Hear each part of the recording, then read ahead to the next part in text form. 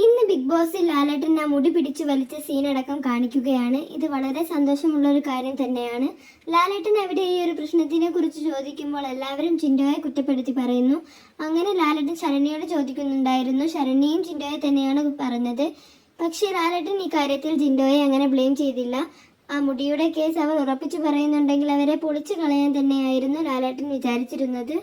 കാരണം ലാലേട്ടന് സത്യം വ്യക്തമാണ്. അതുകൊണ്ട് തന്നെ വീണ്ടും വീണ്ടും ഇത് ജിൻഡോ ആണോ ചെയ്തത് എന്ന് ലാലേട്ടൻ അവരോട് ഓരോരുത്തരോടുമായി ചോദിക്കുന്നുണ്ടായിരുന്നു. പക്ഷേ ഇതിനിടയിൽ ഗബ്രി അവൻ്റെ ടോപ്പിക് എടുത്തിട്ട് സംസാരിക്കുകയാണ്. അങ്ങനെ ആ മുടിയുടെ കേസിൻ്റെ ഫ്ലോ അങ്ങ് പോയതോടെ ആ ഗെയിം മുഴുവനായിട്ട് കാണിക്കേണ്ടി വന്നു. ആ സമയം ജിൻഡോ അത് കണ്ടപ്പം തന്നെ പറഞ്ഞു, ഞാൻ മുടി പിടിച്ചു വലിച്ചിട്ടില്ല എന്ന്. ലാലേട്ടൻ അതിനൊരു ക്ലാരിറ്റി കൊടുത്തില്ല. അതൊരു പക്ഷേ ബിഗ് ബോസിൻ്റെ ഗെയിം ആയിരിക്കും. പക്ഷേ അതിനകത്ത് ഒരു ക്ലാരിറ്റി കൊടുത്തിരുന്നുവെങ്കിൽ നന്നായിരുന്നു എന്ന് തോന്നുന്നു. പക്ഷേ ജിൻഡോക്ക് കാര്യം മനസ്സിലായി. ജിൻഡോ നിർത്താതെ തന്നെ പറയുന്നുണ്ടായിരുന്നു, ഞാൻ മുടിയിൽ പിടിച്ച് വലിച്ചിട്ടില്ല എന്ന്. പക്ഷേ ശരണ്യ അത് അക്സെപ്റ്റ് ചെയ്തിരുന്നില്ല. ഞാൻ വീഡിയോയിൽ കണ്ടില്ലെങ്കിലും എനിക്ക് നല്ലതുപോലെ വേദനിച്ചു എന്ന് തന്നെയായിരുന്നു ശരണ്യ പറയുന്നത്. അപ്പോൾ നമുക്ക് അടുത്ത വീഡിയോയിൽ കാണാം. അതുവരെ സബ്സ്ക്രൈബ് ചെയ്യാത്തവർ സബ്സ്ക്രൈബ് ചെയ്യണേ.